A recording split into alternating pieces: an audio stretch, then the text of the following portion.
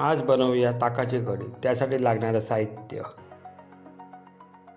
1 मोठी लसूण, 4-5 मिरच्या, कोथिंबीर, 1 टेबलस्पून मोहरी आणि 1 टेबलस्पून जिरा.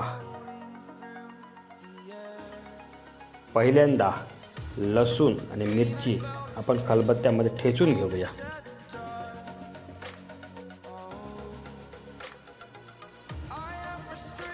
लसूण ठेचून झाल्यानंतर आपण कढईमध्ये 1 टेबलस्पून तेल टाकून त्यामध्ये मोहरी आणि जिरे टाकून मस्तपैकी भाजून घेऊया. आणि त्यामध्ये आपण ठेचलेले लसूण आणि मिरच्या व्यवस्थित परतून घेऊया.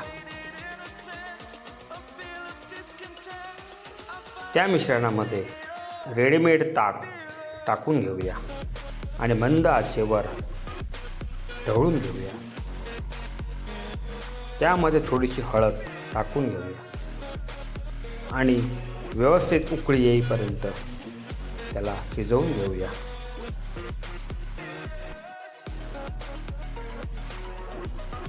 एक उकळी आल्यानंतर आपली ताकाची कढी रेडी होईल. चविष्ट आणि सुंदर.